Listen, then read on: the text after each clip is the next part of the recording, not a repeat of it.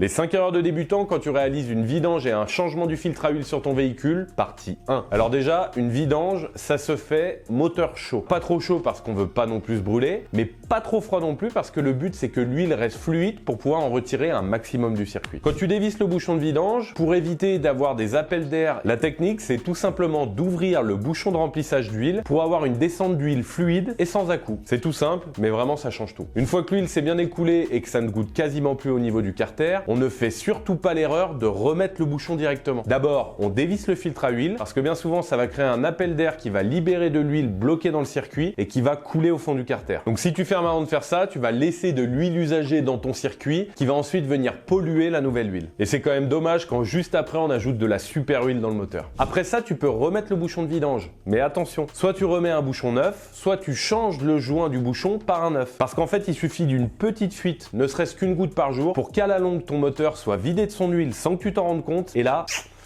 bonjour les problèmes. Ensuite, tu peux remettre en place ton filtre. Et que ce soit un filtre à cartouche ou un filtre en papier, dans 99% des cas, il y a un joint à huiler. Ça permet en fait de visser le filtre correctement. Dans le cas d'un filtre à cartouche, un serrage fort à la main est suffisant. Et pour les filtres en papier, un serrage à la clé dynamométrique avec le couple indiqué sur le flasque. Et pour le reste, c'est dans la partie 2.